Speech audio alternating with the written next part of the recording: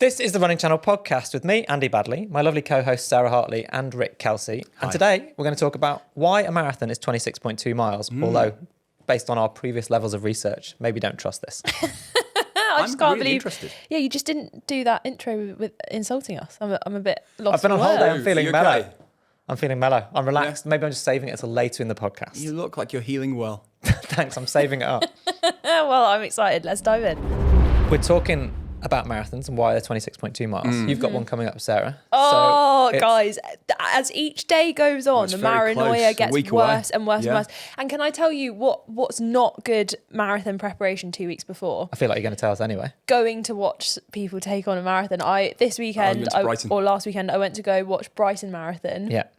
And oh my gosh, it was brilliant. Like, just lovely. Everyone was amazing. But I watched my mates at miles 4, 7, 13, 18, 23 in the finish. God, that's Did you see quite a That's a lot of transformation? effort. Yeah, and no, hang on, actually, it was that- all really close together. Oh, right. No, I was Sarah. going to say, that's 5 spots. That's amazing. You watched, they're good friends then, I assume. Yeah. Well, yeah. You known them quite a long time? Well, they're closer mates with my boyfriend, but I was there. But you still supported them at amazing. multiple points on the course. 5 Yeah, points, yeah. As Sarah. opposed to my childhood friend.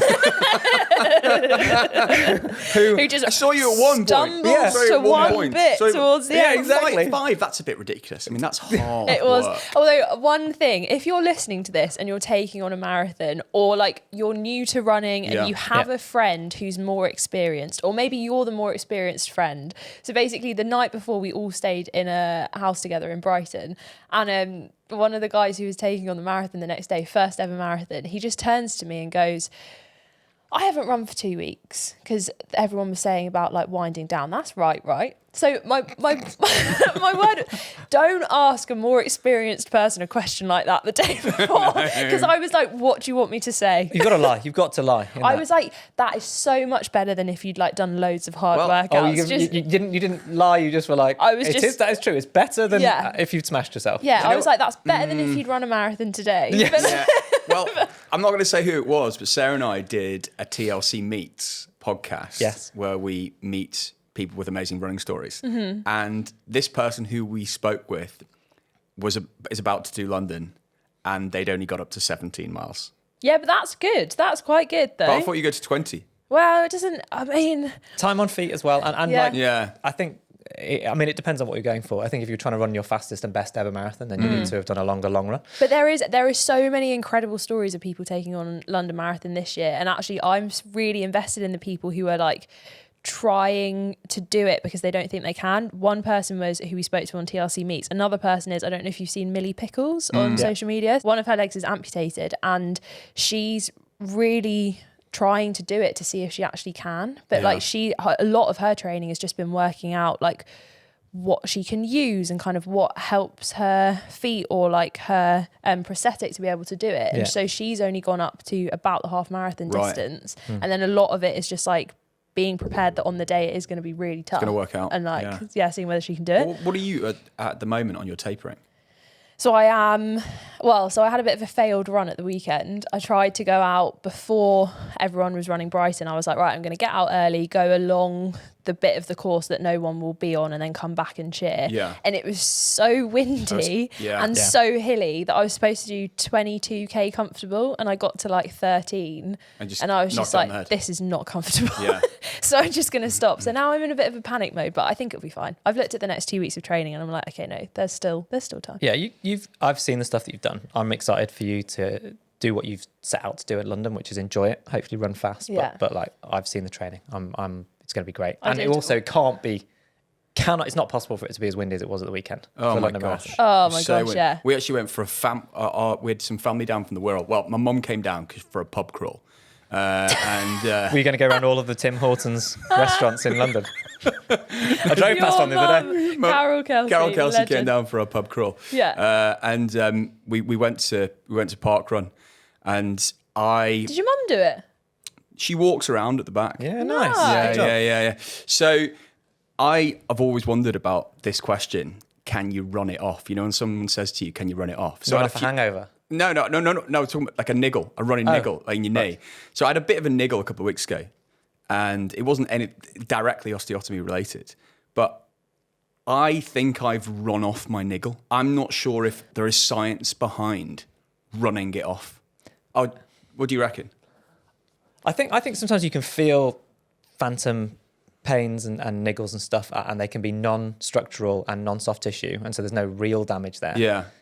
And there can be nerve adhesions and all sorts of stuff like that, that if you do actually exercise through a small amount of discomfort, then yeah, you can come out the other side and you've kind of freed stuff off, or you've got more mobility back. So it's true. That's what. Well, Well, that's I me think giving it you an depends. on the fence answer to say. That's to say I Andy don't being believe like, in. you're wrong, but I'm going to give you an example of what. What do you reckon, Sarah? Well, I don't.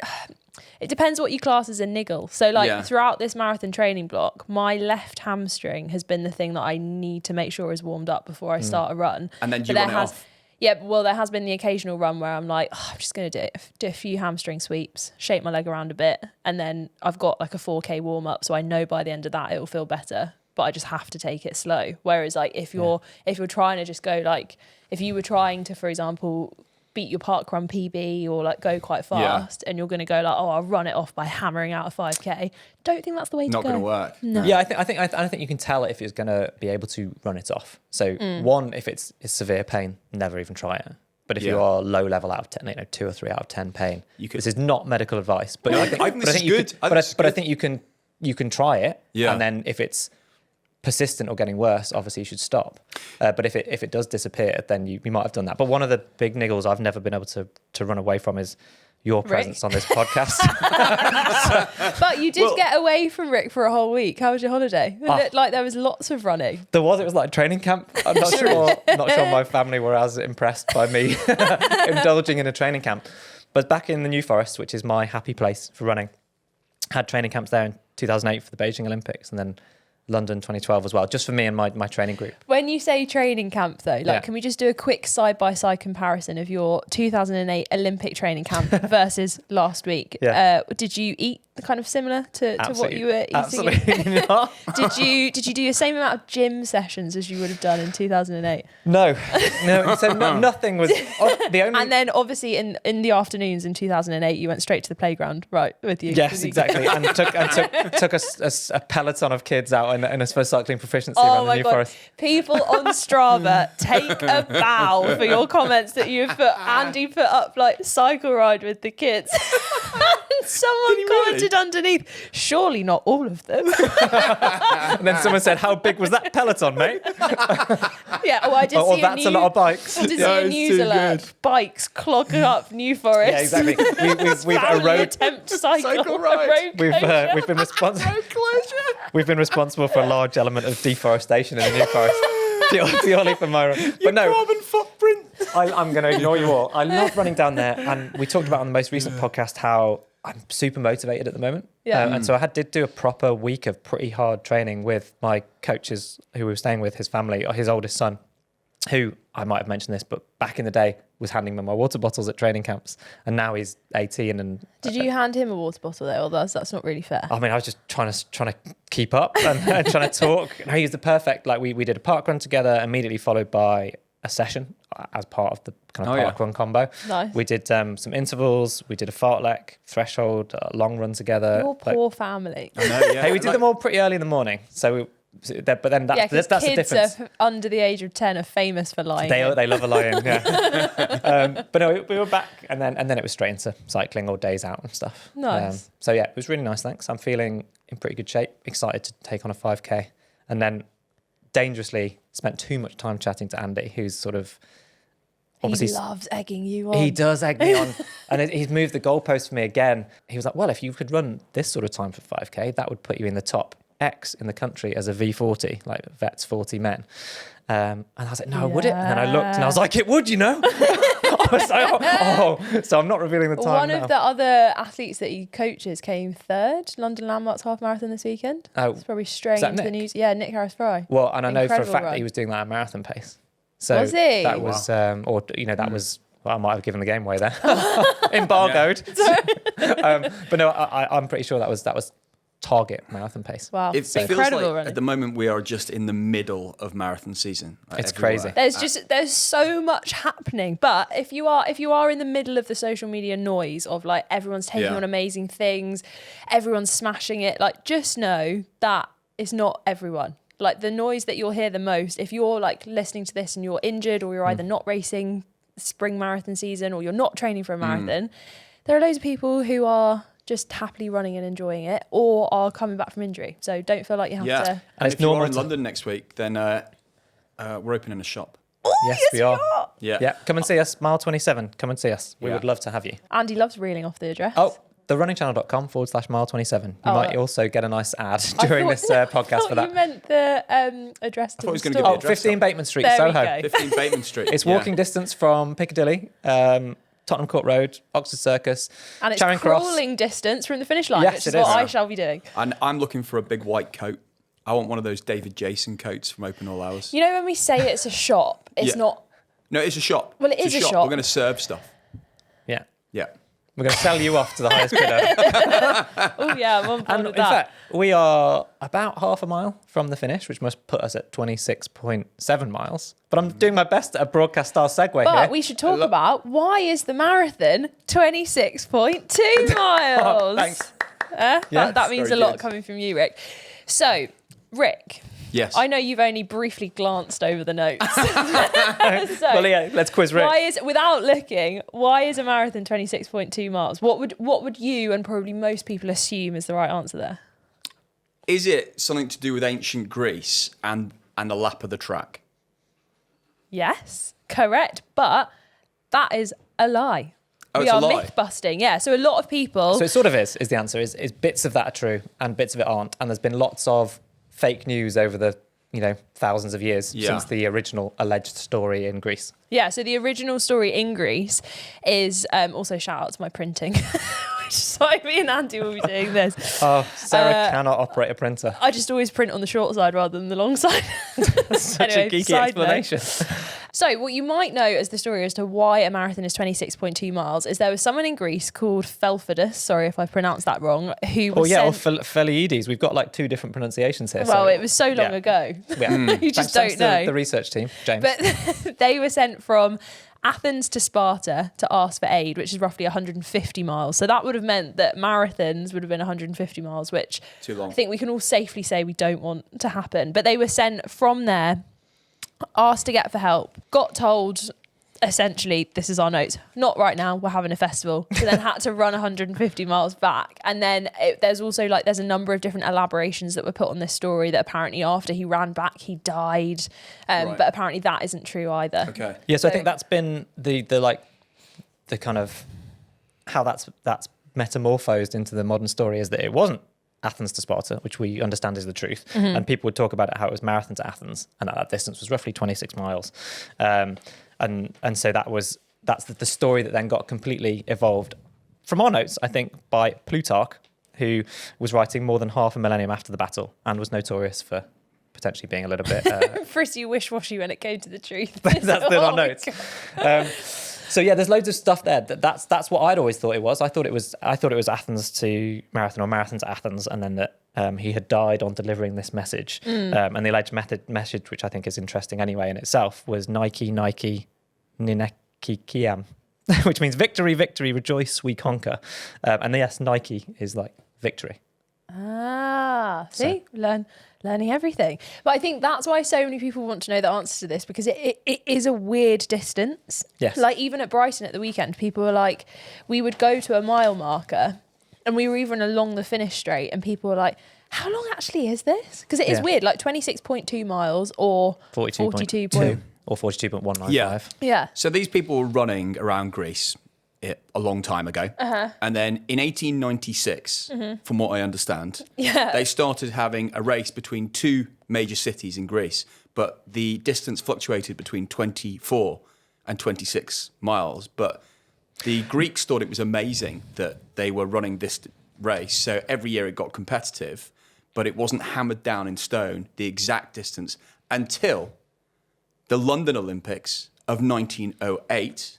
So it wasn't something that was being held regularly in Greece. It was held in 1896 as the first modern Olympics. First modern Olympics. They were held in Athens. And so it was created as a nod to that legendary story that it should have been embellished and turned out not to be true.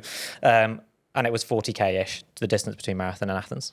But if you think now, so like it was from 1896 to 1908 that it fluctuated. If you think about Boston Marathon is what everyone talks about as the oldest marathon, that was 1897. And so that started at a different distance and course to what it is now. Which is so funny when you think of like, we always say comparison is the thief of joy, but like people love comparing, not necessarily yourself against someone else, but you love comparing like, oh, I did this marathon and then this time I've like beaten my time a little bit. So being an athlete in 1896 must have been well annoying. Quite confusing. Your times must have What been did you get at the last Olympics? Well, it was 2 miles shorter. Shorter then, yeah. but I did run a little bit quicker.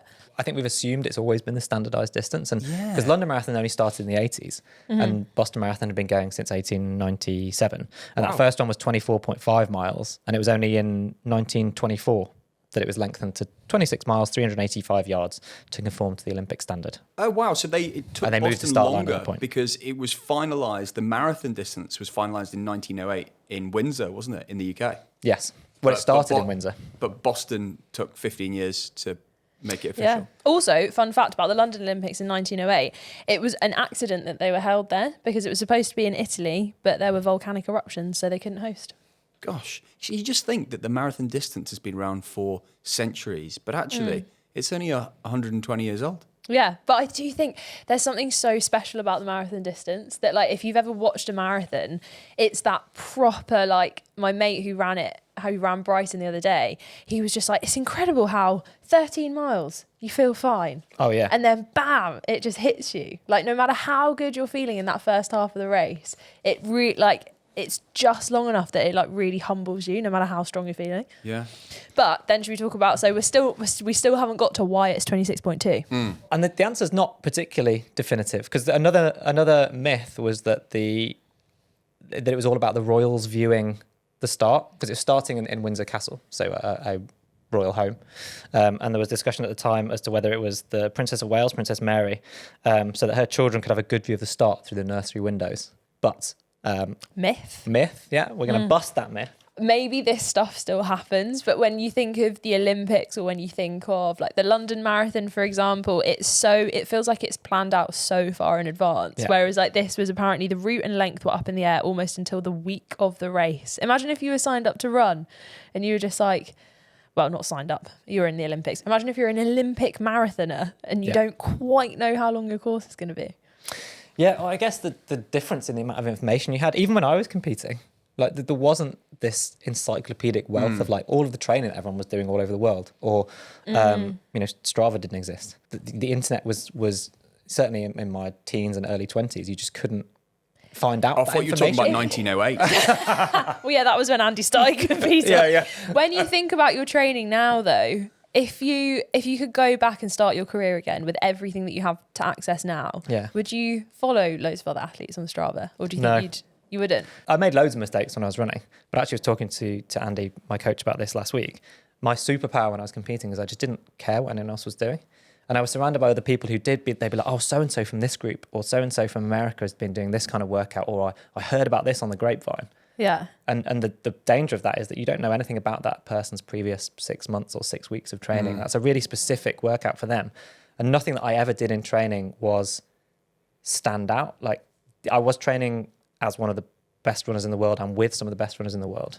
But I think if people who were good club runners came and watched my training, most of the time they'd probably been like, I could do that, or I could do bits of that. But the thing is, they wouldn't have been able to do the previous 6 weeks all in a row. And so yeah, sorry, but I think that the short answer there is no, I wouldn't look, because that's the danger as an athlete of any level, actually.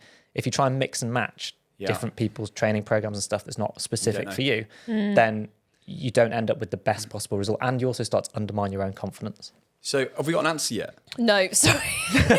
This is how complicated it is. So to bring you back, we're at the London Olympics in 1908. The start's at Windsor Castle, and there were various adjustments in that week leading up to it. And then the finish was at the White City Stadium in London, a stadium that was pretty iconic for athletics over the decades, but doesn't exist anymore. It's now been built on, and I think the home of the BBC was either built on it or very Wood close to Lane. it. Yeah, Really? that kind of area in sort of West London.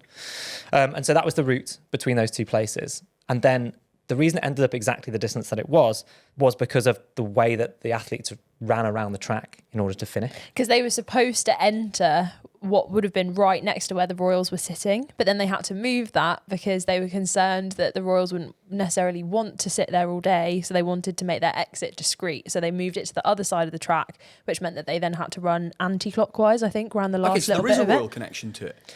Yes, Yeah. but it's. I think they'd settled on a specific distance, which actually would have made the distance longer than it is today. So it would have made it more like 42.4, just under kilometres. Grim. Imagine anyone finishing a marathon. Maybe you're listening to this right now whilst running a marathon. Imagine running an extra 0.2. Yeah. Absolutely not. Wow. Okay. So, But so instead they kind of diverted them around the track I see. away from the Royal Box, I think, to mean that there wasn't pure focus. coincidence set up. It was just how people were sitting, run from Windsor to White City in West London. Yeah. And around the Royal Box, 26.2 miles, done forever, set. Yeah, I don't think it immediately became set in stone. Like on the day of the 1908 Olympics, this is forevermore shall be the marathon distance. But I think that is now the marathon distance, and it's become standardised over time. But as I said, it took another more than 10 years for Boston, for example, to take on that take it distance. on. But from that point, all Olympic marathons, I think, were that same distance to have that comparison. Well, Yeah. we've helped a lot of people with their pub quizzes. So 1908 was the first time that it was that length, but it still wasn't until 1921, That it was set. after the storytelling of the race, that meant the 26.2 mile became legendary, and that was Jack Andrew. So it's only 100 years old. Oh, wait. The set marathon time. Wow. And it was all because of the logistics. Great. Great job. Well done, everybody. I'm glad we got through that. Hopefully that was useful. If you have any marathon questions, let us know. podcast@therunningchannel.com. But this is the Running Channel podcast. Up next, we've got your questions to answer, my favourite bit. But first, we've got some news stories. So I'm quite confused about this. LA to Las Vegas ultramarathon. It's speed project time. We just had to mention this incredible race. It's an unsanctioned race. You can do it solo. You can do it solo supported. You can do it solo unsupported. Huge shout out to people who did that, like James Paul, where they literally ran from LA to Las Vegas with nothing but a rucksack on their back. How No help. far is it, roughly? Yeah, hundreds of kilometres and miles. Nothing but a something rucksack on like the 300 back. miles, 500 kilometres, maybe. Yeah. Rings a bell. Right. But it's so far, and people do it as relays, and the whole thing is like loads of people go and just bash it out so quickly. But you are going through like the desert. It's Yeah. so hard. There were some incredible relay teams who did it this year, Wow. both who finished within the given time, and also a couple of teams who did it outside of the kind of time limit that they had, but did it for such incredible causes. So well done. if Yeah, you tip and you could past. just do a short relay. So if you're the bit that comes into Vegas, you could just do like the last 100 meters. Most of the You people, could, yeah, but most Yeah. people did multiple. Oh, did they? Yeah, Right. and the really fast teams were like cycling through people every 5 or 10k to Yeah. get them out. So it wasn't like people did hours of Oh, I legs. see. They But were like, imagine there was one team where I think they averaged 5-minute kilometers for the whole thing, Oh my gosh, that's for like fast. 500 Yeah. kilometers. The other big story is hardest geezer. I mean, this is amazing. He's isn't it? made it. He's Yeah. run the entire length of Africa. Yeah, and there's so many bits of this that are bonkers. One, that it was only a few days before that the route got reversed, right? I think he was going to run south. And then there was Yeah. visa Oh, issues that really? meant he started in South Africa and ran north. The psychology of that. Yeah. Various stories about him being robbed at gunpoint. Well, yeah, yeah. armed Yeah. robbery, and they got everything stolen. The like British diplomatic service, I think, had to get involved and get him some kind of fast track visa to give him access to Algeria, I think, at Yeah. one point. Otherwise, he wasn't even going to be able to finish. Also, he's had like a number of health scares as well. Of like, he had to stop for a couple of days to get a scan on his back, and like Yeah. he blood had to and stop. protein in his urine as well. Yeah, had to stop. It's incredible feat of running. Yeah. So 10,000 plus miles, Yeah. hundreds of thousands of pounds raised for charity. And I think the most incredible thing is just when I've watched loads of interviews of him, of people like running alongside him for the last kind of few kilometres. Incredibly, actually, someone I went to school with, I think is mates with him and has flown out to like Really? go be there. And I was like, Yeah. what a small world. But I think the most incredible thing is when you see the mic being passed over to him, he's just your average guy Yeah. from like, is it Bournemouth? Where he's from, but like just when he starts talking, I think sometimes you expect people who have created such like incredible feats to kind of be Superhuman. kind Or of to sound like they're straight out of the SAS or something. whereas like he just comes across as just such a lovely, relatable, kind Who of was his happy, support positive team person. for the year? Because he's been gone a year. I don't know. He He's a had like support he's team definitely with him, had like a didn't big crew around he? him. I like the way people But- just joined him for the last day, and they were like, "If you want to come and join me for the last day, meet me at the Shell garage." It sounded so normal. Yeah, right. Meet at the Shell garage. In Tunisia. Let's run the last marathon. Yeah. Yeah. Yeah, it's a big group. That was it. What it did look like a real life news footage of Forrest Gump Yeah. when he was finishing. Like there was so Yeah. many people flocking to it. It was really cool. Very, very cool. Right, and now, question time. Okie dokie. Gabriella from New York City. Hello. I have a question about running plans and getting sick. I'm currently training for a 10K and plan on training for my first marathon after the 10K race. I was wondering what you do if you get sick for a few days or a week in terms of adjusting your plan. It seems like you can't just skip those days because you're going to be building onto the mileage the next week, so it all kind of totting up afterwards to kind of scrape it back together. But if you push the training back, you won't finish the plan in time for the race. So do you have to do that if you've missed it, or do you pick back up where you should have been at that point? I think a concern here is because the marathon's so specific and you are trying to build up to that pinnacle of your longest run and get the confidence that gives you towards the marathon day itself. But you have to listen to your body. So it really depends on how much you miss. So if you missed weeks and weeks, then you're going to have to reassess everything. If you have just missed 1 week or 10 days or something like that. So if you've missed, say, weeks 8 and 9 of your plan, I wouldn't jump straight into week 10. I think you do need to go back to where you were. Mm-hmm. And remember also, you're going to need 3 or 4 days or a week just to feel normal in your running again. Yeah. So to expect to just be ill and then jump straight back in and go bang, training It's not gonna session, happen. intervals, long run, you do just have to give yourself a week to get back into it. And then I'd be working out at the point that I am, say I've got another 5 or 6 weeks until the marathon day or until my long run day, and then just trying to incrementally get to as close as I possibly could to the run I wanted to achieve on that day. So that might mean adjusting the training plans slightly. So if your long runs were going to progress from the point that you're at right up to 20 or just over 20 miles for your longest run, and you still want to get up to 20 miles, then instead of having 6 weeks to do it, where you're going to go, I don't know, 13, 15, 17, 18 miles, then 20 miles, you might just have to go with what you're at, 13, and maybe accept that you're only going to do 18 miles as your longest run, or just add a tiny bit to each of those incremental runs. So you go 13, 16, 18, 20 in the 4 weeks that you do have left. But don't try and make a massive leap. And if you're really close you've to got the to end, adapt it and don't chase it, basically. Yeah. And with the marathon as well, definitely make sure you still taper. don't squeeze it into those last 10 days thinking, well, I'll not taper. I'll use that to keep building. 'Cause you'll pay for it. I got norovirus 2 days before I did the London Marathon. Not great timing. I'm sure you'll be fine. Anyway. Anyone listening, just ignore him.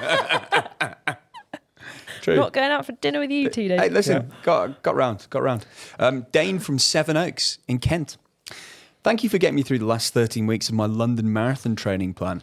This will be my first ever marathon at 39, and so far the body has felt okay through the plan as a regular runner, but not at this distance. Since starting my taper, it feels like my legs are struggling more than ever. Interesting. Is it normal maranoia? I like that.